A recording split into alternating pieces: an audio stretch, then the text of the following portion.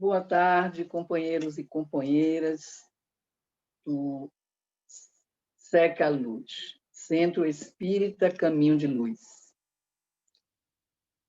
Agradecendo o convite feito pelo Departamento Doutrinário, estaremos juntos a partir de agora,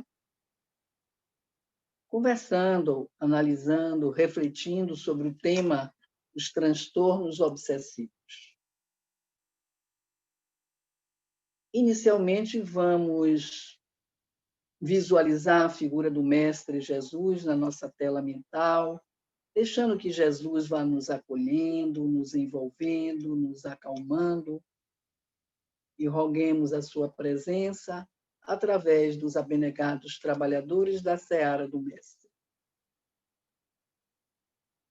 E desejando que a paz reine entre nós, damos por iniciada a nossa conversa da tarde. Que Jesus nos abençoe agora e sempre.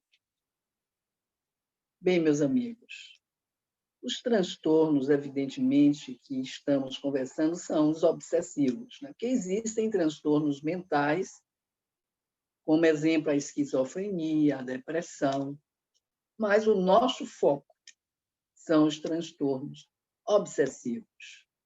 E aí eu vou lembrar no livro Nos Bastidores da Obsessão, do nosso querido Manuel Filomeno de Miranda, Psicografia de Divaldo Franco, quando Kardec lembra que, aos nossos dias, quantas edificantes realizações e preciosos estudos em torno dos médiuns, da mediunidade, da obsessão, da desobsessão, têm sido apresentados. Este capítulo, portanto, dos problemas psíquicos, especificamente obsessão, tem merecido dos cristãos novos o mais acendrado interesse, porque ele está atingindo todos os seres humanos, que todos nós vivenciamos obsessões. E vamos ver a definição de cada uma delas. Tem merecido, portanto, dos cristãos novos o mais acendrado interesse. Apesar disso, evidentemente, avassaladoramente vem se mantendo em caráter epidêmico, qual fosse um vírus que se alastra por toda a Terra, hoje mais do que em qualquer época. Nós estamos vivenciando agora um processo com o Covid-19, seria eu diria, uma figura, né, a ser lembrada, como é que o vírus funciona. Ele sai devastando. Então, sinal dos tempos. Todos nós ouvimos esta frase, né, a que se refere os escritos evangélicos, que prenuncia essa dor generalizada, a era, portanto, do espírito imortal. Milhões de criaturas, no entanto, dormem um sono da indiferença, entregues a anestésicos do prazer e ao ópio da ilusão. Por todos os lugares se manifestam os espíritos advertindo, esclarecendo e despertando para esta realidade. Para nós falarmos de obsessão, de transtornos obsessivos, vamos lembrar que muita gente vai, por que Deus permite? Vamos lembrar que a Deus é, de acordo com Kardec, quando ele formulou a questão número 1 do Livro dos Espíritos, ele perguntou: o que é Deus? A inteligência suprema, causa primária de todas as coisas. Os espíritos responderam: e quais são os atributos da divindade?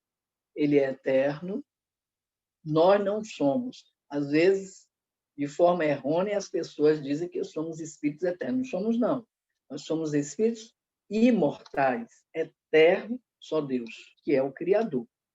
É imutável, é imaterial, é único, é todo-poderoso e é soberanamente justo e bom.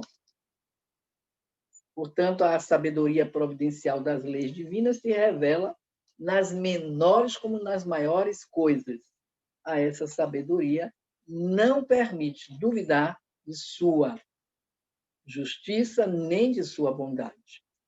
Está exatamente no Livro dos Espíritos, livro 1, capítulo 1. Portanto, para aquele que crê em Deus, não há injustiça nem abandono.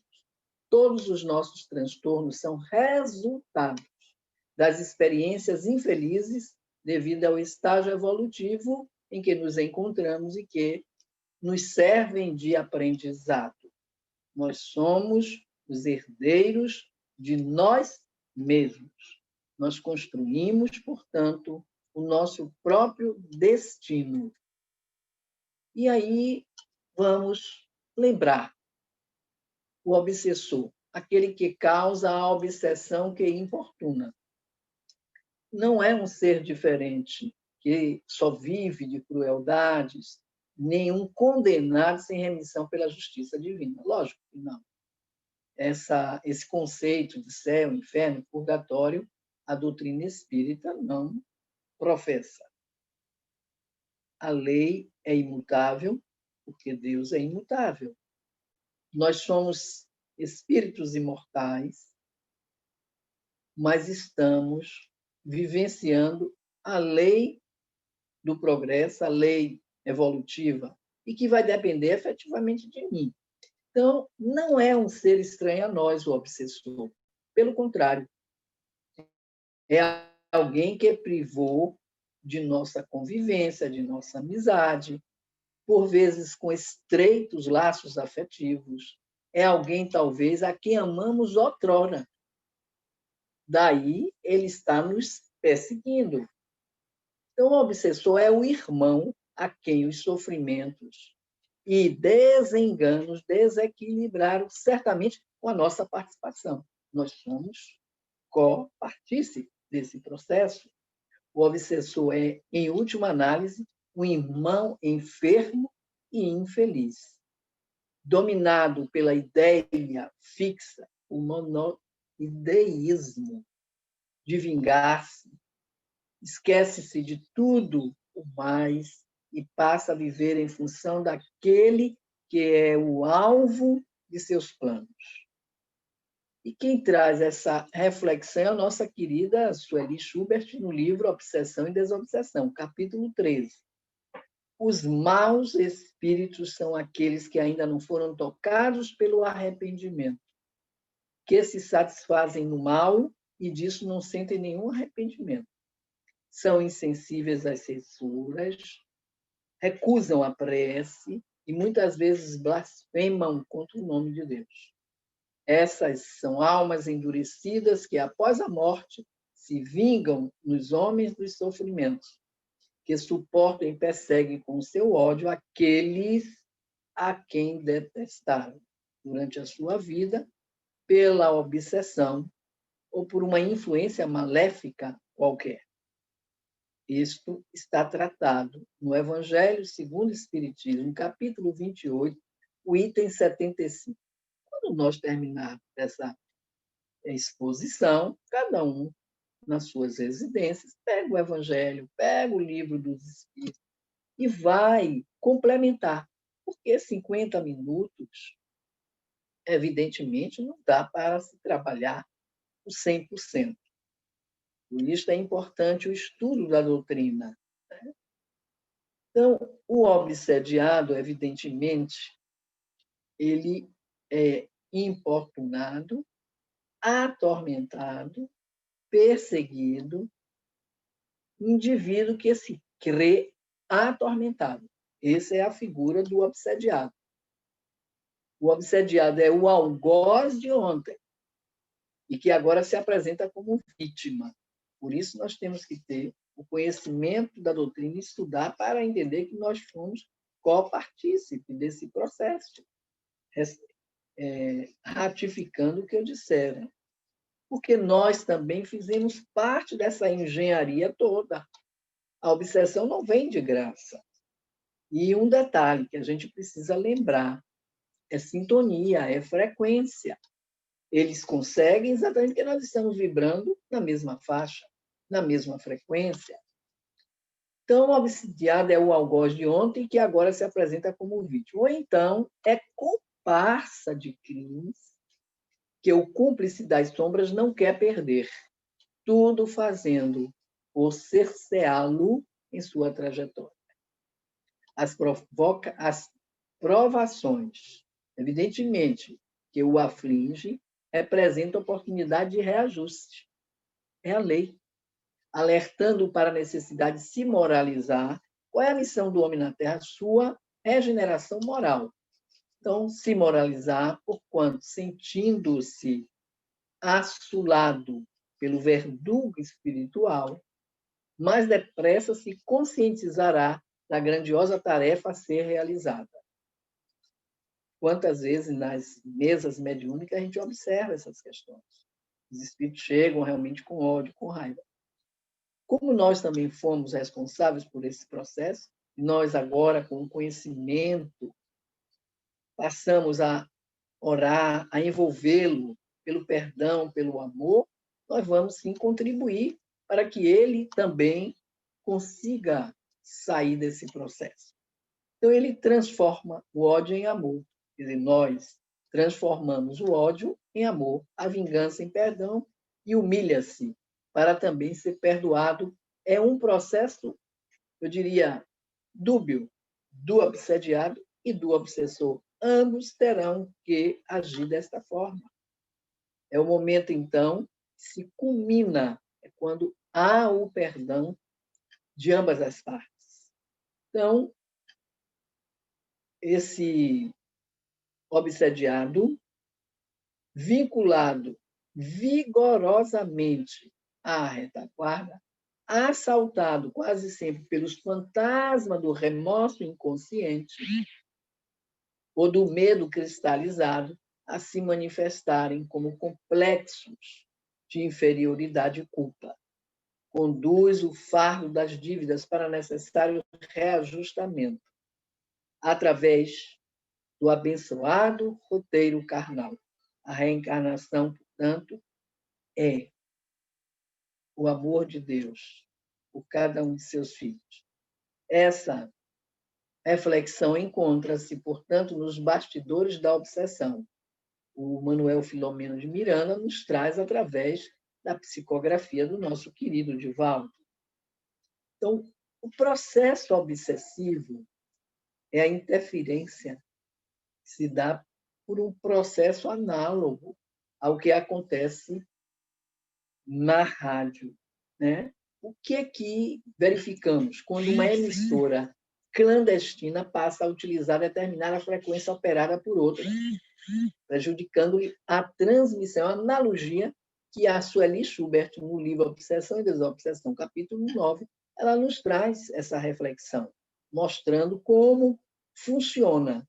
Então, essa interferência estará tanto mais assegurada, quanto mais forte, potente e constante ela se apresentar, até abafar quase por completo os sons emitidos pela emissora burlada. Essa analogia que ela faz entre uma rádio, né, e uma emissora clandestina. Perturba, abafa.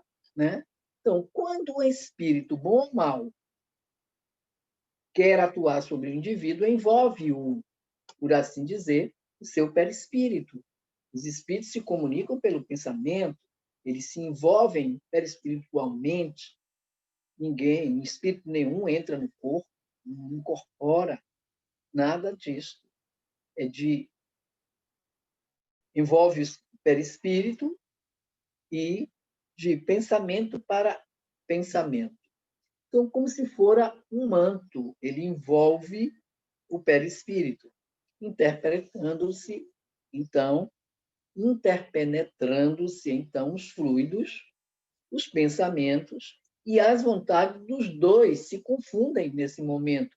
E o espírito, então, se serve do corpo do indivíduo, se serve, mas ele está manipulando o pensamento, é a mente, como se fosse seu, fazendo agir a sua vontade.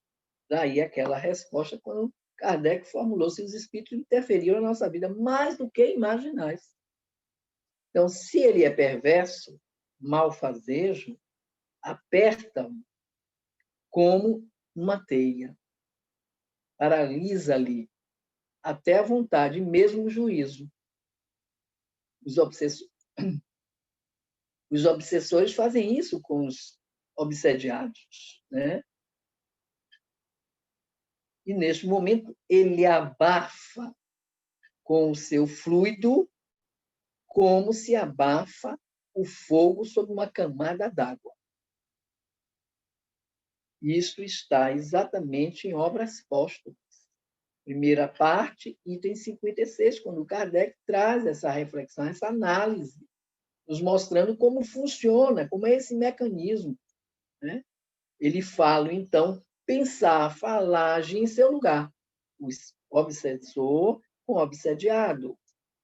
E impele-o a seu mau grado a atos extravagantes ou ridículos. Magnetizam, em suma, lançam um estado de catalepsia moral. E o indivíduo se torna um instrumento da sua vontade.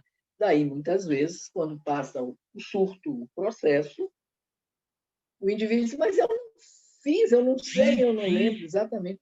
Ele está nessa catalepsia, né, espiritual.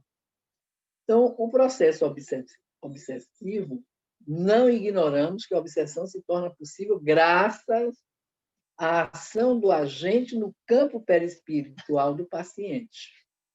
A consciência de culpa do hospedeiro desarticula o campo vibratório que o defende do exterior. E nessa área, evidentemente, deficiente, por sintonia, fixa-se a indução perturbadora do hóspede. É assim que funciona. A essa consciência de culpa chamaremos matriz. E está exatamente no livro Trilhas da Libertação, que Manuel Filomeno de Miranda traz através da psicografia do Divaldo Franco.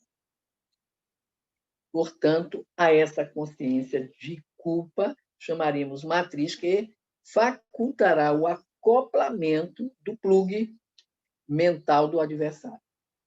É como se fosse uma tomada que foi pluggada. Ela foi, né, teve acesso mesmo. É um plug. Funciona como um plug. Não raro, a força de atração da matriz é tão intensa, por necessidade de reparação moral do endividado, que atrai o seu opositor espiritual, iniciando o seu processo alienador. Quando a culpa é de menor intensidade, o cobrador sitia a usina mental do futuro hospedeiro. Veja que tudo funciona de mente para mente. Tendo início, então, o intercâmbio telepático, que romperá o campo de defesa, facultando, portanto, a instalação da parasitose. Então, meus amigos, temos que estar atentos, estudando, participando desses grupos de estudo, para que a gente entenda e a gente vá se fortalecendo e rompendo com essas teias. E também auxiliando esses nossos irmãos. Não adianta ter ódio, porque enquanto tiver ódio, raiva, medo, estamos ligados. Nós temos que mudar. É a famosa transformação interior. Então, através, portanto, do perispírito, que se alojará na mente, gerando alucinações, pavores, insatisfações, manias, exacerbação do ânimo ou depressão. Daí Divaldo sempre dizer, a depressão é uma doença espiritual. Ela vem exatamente desse processo. Agora, ela vai se refletir aonde? No órgão, que tem a deficiência funcional, pelo assimilar das energias destrutivas, que eles são direcionadas e absorvidas. Quem traz toda essa informação é o doutor José Carneiro de Campos, através do livro Trilhas da Libertação. Então, meus amigos, os transtornos emocionais e o espiritismo, né? À luz da psiquiatria, existe aí um vasto estudo dos competentes estudiosos dessa área, mostrando como é que se dá, como é que funciona e como também podemos, né, romper, ou seja, curar-nos. Então, nesse processo de encadeamento das vidas sucessivas, que tudo é consequência de um passado, o espírito herda das experiências pretéritas, as conquistas e os prejuízos morais que ressurgem consciente ou inconscientemente nos recônditos de si mesmo. Disso resulta que as aquisições negativas, portanto, foram fatores do insucesso e reaparecem em condicionamentos psíquicos deprimentes, em complexas manifestações, tais como narcisismo, de evasão da realidade, de catarse, de esquizofrenia, e nas suas apresentações variadas apontam em expressões de instintos agressivos. Quantas vezes a gente não entende porque o indivíduo é tão agressivo? Inibições, repressões, conflitos em que o próprio espírito, sobre as perturbações que lhes são atinentes, transmitindo dos centros sensíveis do psicossoma à matéria as distonias e as alienações de variadas espécies que traz do pretérito espiritual. O nosso querido Viana de Carvalho nos traz o seguinte: outras vezes, ele diz, os traumas decorrem de fundas marcas do passado próximo, removíveis com relativa facilidade dentro, todavia, dos quadros de débitos e créditos a que se encontra o espírito vinculado. E tudo isso a gente vai encontrar, né, no livro Aspectos Psiquiátricos e Espirituais e nos transtornos emocionais, que o nosso querido Divaldo foi o esclarecedor e quem organizou foi o Washington Fernandes. É um outro livro que trata dessa questão. Portanto, a personalidade humana, a visão psicológica, personalidade, portanto, é o quê? É a organização dinâmica dos traços no interior do eu, formados a partir dos genes particulares que herdamos, das existências singulares que experimentamos e das percepções individuais que temos do mundo, capazes de tornar cada indivíduo único em sua maneira de ser, de sentir e de desempenhar o seu papel social. Portanto, a genética, mais a família, mais a sociedade. Esse somatório forma, portanto, a personalidade humana. Olha a responsabilidade dos pais na formação, na educação da criança, e que hoje, infelizmente, a maioria, por conta de estar no mundo, de estar no mercado de trabalho, deixa a sua tarefa, porque a criança de 0 a 7 anos ainda traz com bastante conotação tudo que está acumulado de vidas pregressas, principalmente da última. Se ele não vai encontrar alguém para burilar, a personalidade vai continuar do mesmo jeito da última reencarnação. Então, os pais têm uma responsabilidade grande, sim, nessa trajetória do espírito que veio e que esteve como seu filho esteve, não é seu propriedade. Filho de Deus. Está meu filho, seu filho, filho do outro, porque nós funcionamos como um intermediário. Isso. E aí vai depender dessa formação, futuramente, o homem. Daí a gente se lembrar do pensamento do grande Pitágoras, quando ele disse: eduque a criança, e não precisarás punir o homem no futuro. Então, meus amigos, o transtorno de ansiedade, todo mundo hoje, em pleno século XXI, está todo mundo ansioso. Estamos vendo isso agora com a pandemia, o Covid-19, né? E que voltamos a vivenciar o vírus, que ainda nem está conhecido. E muita gente está achando que é conversa, que é política, que é um vírusinho, que é uma gripezinha. Não, não. É a separação do joio e do trigo. É exatamente a transição que o planeta vem passando. Tudo isso já estava previsto. Quem leu Transição Planetária vai se lembrar. Então, qual é o antídoto dos transtornos de ansiedade? Não andeis, pois, inquietos, dizendo, é uma pergunta que a gente formula, baseada em Mateus, que comeremos, ou que beberemos, ou com que nos vestiremos? Pergunta. Resposta: porque todas estas coisas os gentios procuram, de certo o vosso Pai Celestial bem sabe que necessitais de todas essas coisas. Mas buscai primeiro o reino de Deus e a sua justiça, e todas estas coisas vos serão acrescentadas. A gente ouve isso direto. Não vos inquieteis, pois, pelo dia de amanhã, que o dia de amanhã cuidará de si mesmo. Basta a cada dia o seu mal.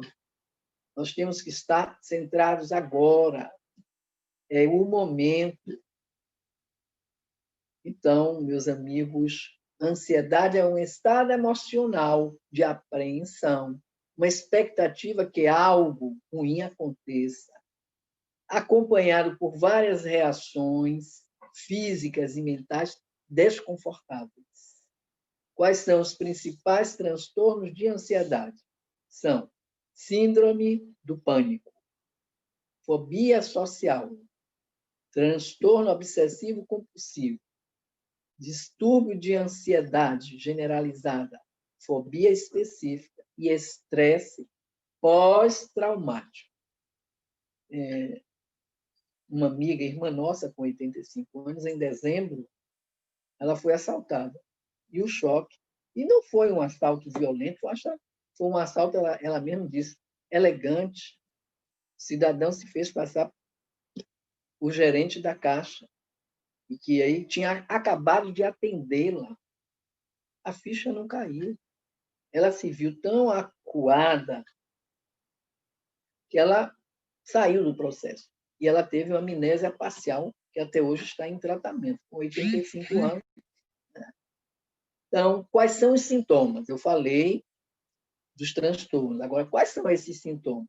Dor no peito, desconforto, sensação de engasgar, sensação de falta de ar, sequidão da boca, medo de perder o autocontrole e de morrer, náuseas ou mal-estar estomacal, sentir-se fora da realidade, dormência ou formigamento nas mãos, nos pés, no rosto. Tudo isso evidencia transtorno de ansiedade. Tontura ou desmaio, suor, calafrios ou ondas de calor e palpitações. Então, se reunirmos alguns desses, já deveremos estar atentos. Aí vem a neurose. É uma doença emocional, afetiva e da personalidade. Não é sinônimo de loucura. Assim como também não compromete a inteligência, nem o contato com a realidade. Os expressivos e alarmantes índices da neurose na Terra funcionam como um veemente apelo ao nosso discernimento, ao exame das causas e suas consequências com maior vigor do que até o momento tem merecido de cada um de nós. Sociólogos, psicólogos, teólogos, todos eles estão conjecturando, interrogando, meditando, e os psicanalistas tentam penetrar-lhe as causas, e não obstante a metodologia de que se servem, né, para a segurança da diagnose e o eficaz tratamento. Portanto, a onda neurótica, vem sendo incautos e desavisados, cada vez mais se apresenta avassalante e dominadora. Temos que estar trabalhando, sim, físico e o espiritual. É uma associação. Ninguém na casa espírita diz, não tome remédio, não tem que tomar. Durante um determinado tempo tem. Sob a prescrição médica, sim. E aí nós associamos a terapia espírita. Mais adiante nós vamos também declinar. Então, neurose é igual a ansiedade, fobias, toque, depressão e distimia. Quando paramos para analisar, a gente entende.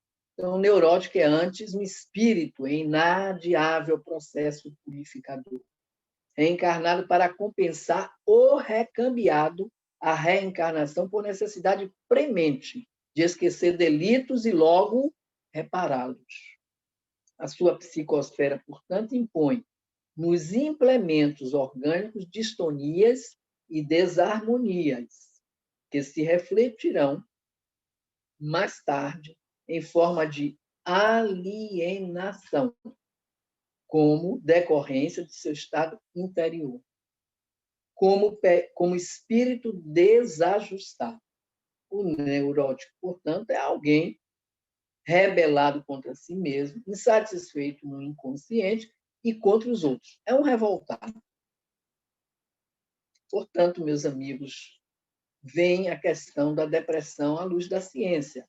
Claro que nós não vamos declinar aqui. Isso deveria ser processado por um profissional da área. Nós estamos aqui trabalhando, evidentemente, a visão espírita. Então, a melancolia e a depressão é um transtorno do humor. A melancolia, desde a Grécia Antiga, a encontramos a partir de Hipócrates, Galeno, médico grego, do século II, dizia ser um distúrbio procedente daquilo que considerava os fatores que desencadeavam determinados transtornos do indivíduo, como a bilis negra, a bilis amarela, o sangue, as sangrias. A palavra, portanto, depressão surge no final do século XVII, início do século XVIII, na literatura inglesa.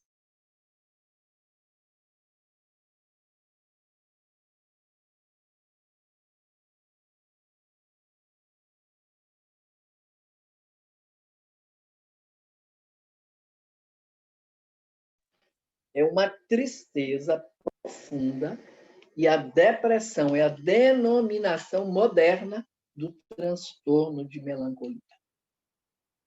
Aí nós vamos ver a depressão e o espiritismo. Estima-se que entre 15% a 25% da população mundial sofre de algum desses transtornos emocionais. Do ponto de vista espírita, todos esses fenômenos são do espírito. Doente é o espírito. Segundo a Organização Mundial de Saúde, não há doenças, mas doentes. Quando o indivíduo tem débitos perante a sua consciência cósmica, quando ele é um enfermo espiritualmente, passa a ter condições de captar essas ondas de perturbação clareada. É frequência, é atração, é sintonia. Por isso, Jesus, sabiamente, nos dissera há mais de 2000 anos, orai e vigiai. Então, meus amigos, dessa maneira, a melancolia e a depressão são distúrbios de pânico e outros muito mais graves. Estão inscritos aonde? No espírito devedor. É exatamente o remorso. Portanto, hoje, o medo, a ansiedade, a solidão passaram a ser também responsáveis por graves transtornos, como fruto de uma vida estressante, onde o tempo passa a ser exíguo. Hoje os relógios já acho que deveria ter 72 horas no dia, não 24, porque está todo mundo acelerado, né? Veio o Covid, aí eu vejo o lado positivo do Covid, e eu não falo do lado sombra, do lado da dor, e que é a separação do joio e do trigo. Estamos vivenciando, sim, a transição planetária, e essa onda do Covid veio para fazer com que a gente refletisse, mergulhasse. Foi que houve, com distanciamento social. As famílias se reuniram, coisa que não faziam há muito tempo. O pai e a mãe, por força das circunstâncias, precisarem também, acrescentam muito, aí vem mestrado, doutorado, e tem que trabalhar. O filho, que era a responsabilidade dele na educação, transfere para as creches, transfere para as escolas, transfere para as babás.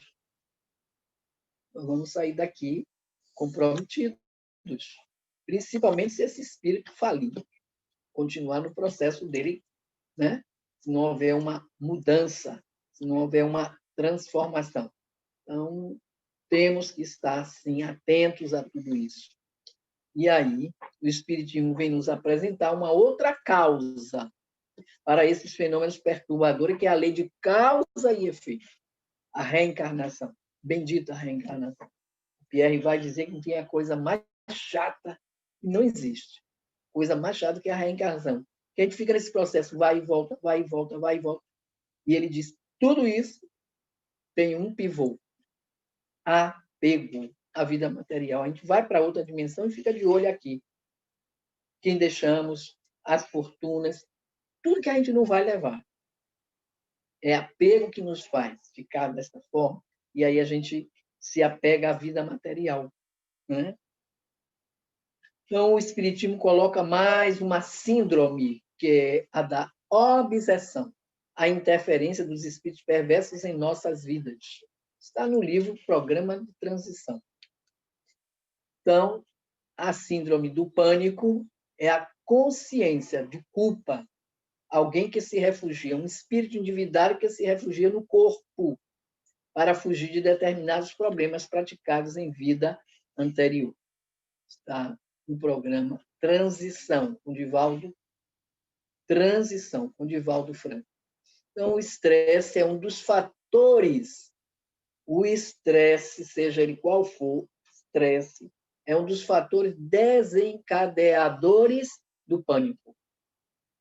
É um tipo de transtorno de ansiedade no qual ocorrem ataques repetidos de medo de algo ruim que aconteça de forma inesperada. Em geral, ocorre sem que haja nenhum histórico familiar. No entanto, pesquisas indicam que, se um gênio idêntico tem a síndrome do pânico, o outro também desenvolverá o problema em 40% das vezes. É 2 vezes mais comum em mulheres do que em homens. Os ataques de pânico se parecem com ataques cardíacos. Devem ser considerados os distúrbios relacionados ao abuso de drogas, pois os sintomas podem ser iguais ao do ataque de pânico. Inicia-se de repente e, na maioria das vezes, atinge seu ápice dentro de 10 até 20 minutos. Isso é pesquisa. Então, síndrome do pânico, há, entretanto, síndrome de distúrbios de pânico, que tem um componente paranormal, como decorrência de ações espirituais em processos lamentáveis de obsessão. Vamos encontrar no livro Autodescobrimento, uma busca interior, a nossa querida Joana de Ângeles.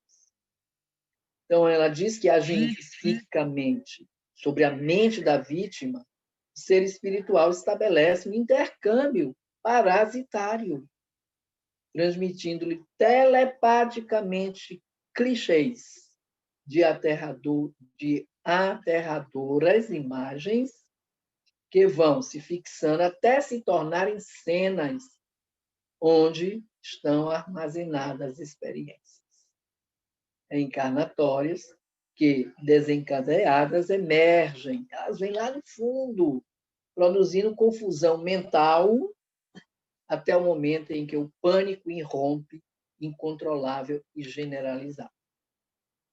Aí, tratamento paralelo com a medicina.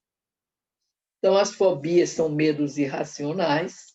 Nos quadros fóbicos, podemos encontrar espíritos que conduzem no íntimo pavores que sobreviveram ao fenômeno biológico da reencarnação, cicatrizes do mundo espiritual inferior por onde transitaram.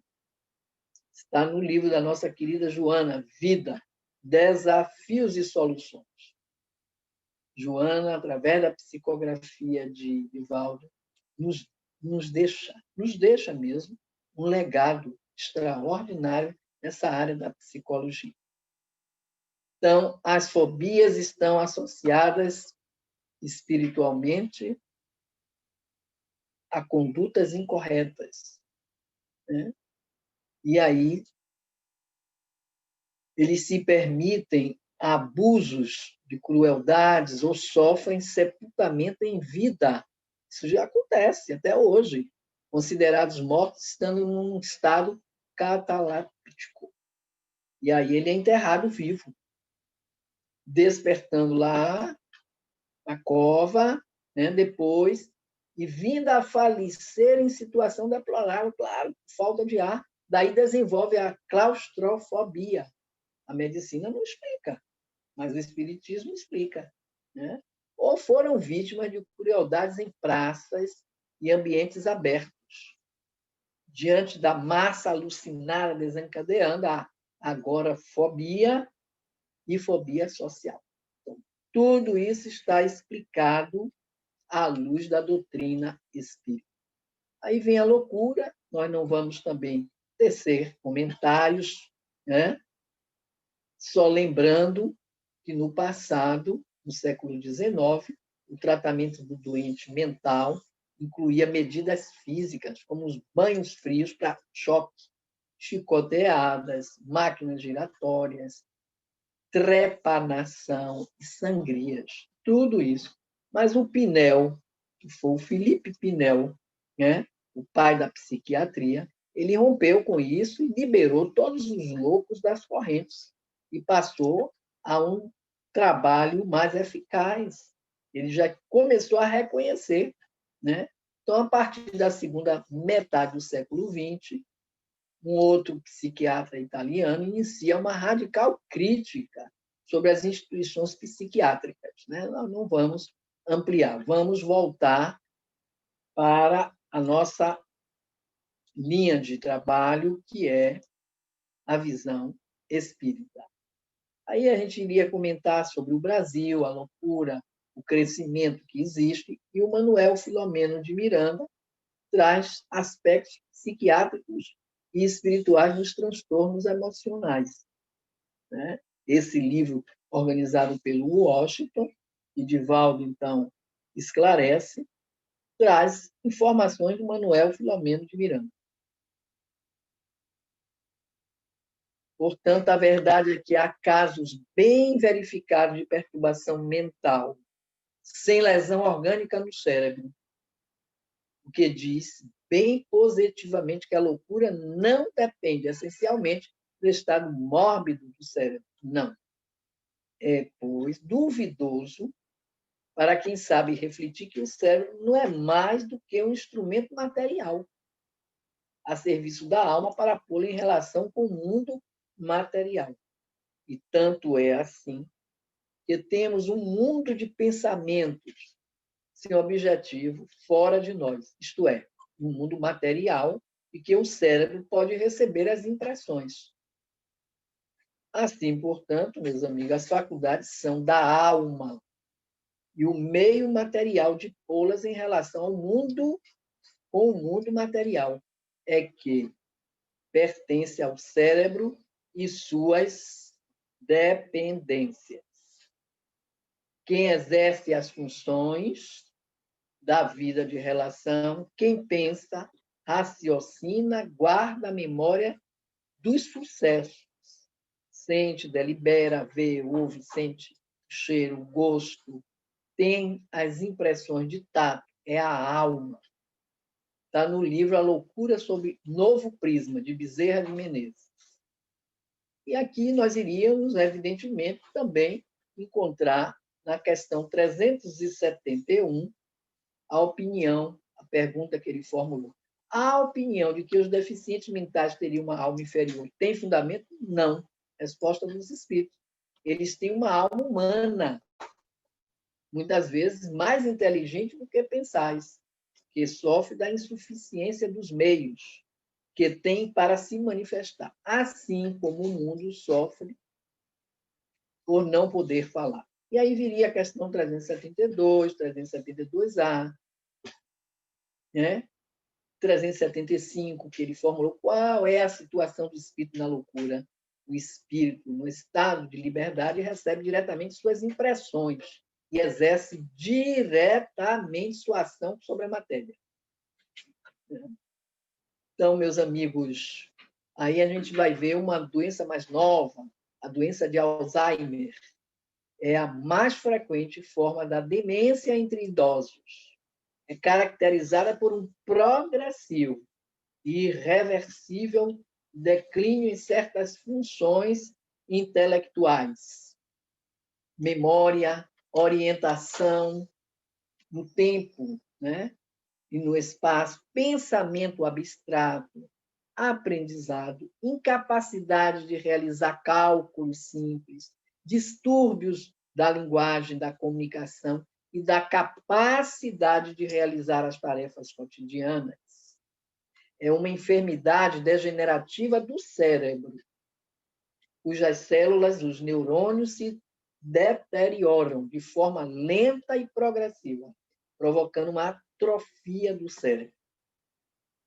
E aí, estudos desenvolvidos pela Associação Médica Espírita do Brasil, em que destacamos a atuação da doutora Alessandra Graneiro, médica geriatra, e do doutor Décio Júnior, renomado professor e autor de obras espíritas, tem levantado algumas hipóteses, como as obras de André Luiz.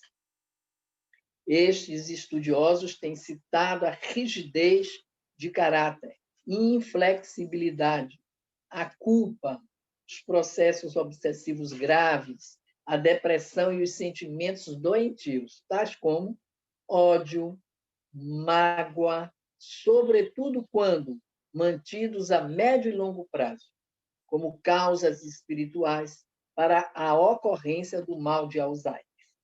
No livro O Consolador, né, a gente encontra também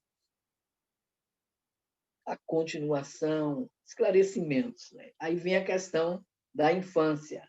Os pais e familiares, igualmente, não são sucessos fortuitos, obedecendo ao acaso. Né? Esses espíritos com os quais se identificam o reencarnante e em cujo programa de provações se encontram todos em cursos por ocorrências transatas.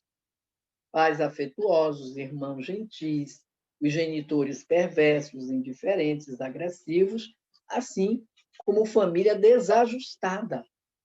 Estabelece os mecanismos próprios para o processo do crescimento moral e intelectual da criatura humana, provém do pretérito. Então, a responsabilidade da família é muito grande nesse olhar, nesse despertar. Então, vejamos, as crianças mesmo sofreram, né? Todos nós que já somos idosos, quando nós éramos crianças, as músicas infantis levavam medo para as crianças. Lembra-se daquela música Boi, Boi, Boi, da Cara Preta? Pega essa criança que tem medo de careta. Aquela outra, atirei o pau no gato, mas o gato não morreu. Dona Chica admirou-se do berro que o gato deu. E por aí vai, e tudo isso ficou gravado. Então, a forma como se educa é muito importante, porque a alma grava. E aí, evidentemente, que a gente sofre. Então, vem agora as terapias espíritas, o atendente fraterno na casa espírita. É muito importante para o atendimento fraterno que o atendente conheça algumas noções básicas, ainda que bem simples, acerca dos problemas de personalidade, a fim de evitar-se o equívoco diante de certos casos considerados como processos obsessivos, quando na realidade expressam conflitos, desajustes, traumas, transtornos psíquicos, enfim, que tem como origem o próprio indivíduo, que é um espírito enfermo, digamos assim. A nossa Sueli Schubert é quem nos alerta. E o livro Atendimento Fraterno, do projeto Manuel Filomeno de Miranda, dá para nós, todos nós espíritos, principalmente os atendentes, uma visão para que não cometamos erros na orientação. Então, a função do espiritismo não é a de curar corpos, é a de erradicar os males que se encontram enraizados na alma e que se manifestam através dos problemas orgânicos. Portanto, o espiritismo não veio substituir a ciência, veio completá-la. Se em algum lugar médiuns ou instituições recomendar o abandono da terapia médica, abandone esse lugar que deu essa proposta. O Divaldo, inclusive, no programa Transição 808, ele alertou naquela oportunidade. Então, verificamos, meus amigos, que a doutrina espírita tem como colaborar, ajudar, mas não interferir no tratamento orgânico. E nós, espíritas, temos o dever de estudar para podermos orientar aqueles que buscam na casa espírita o consolo, a orientação, o esclarecimento. Então, nós não podemos perder de vista estudo, compromisso, responsabilidade e amor em tudo que praticamos. Meus amigos, concluímos a nossa fala, desejando a todos, continuem buscando, pesquisando, estudando, e roguemos ao Divino Mestre Jesus que nos sustente na nossa caminhada evolutiva. E desejando que a paz seja uma constante em nossas vidas, principalmente neste momento em que vivenciamos transição planetária. Muita paz para todos.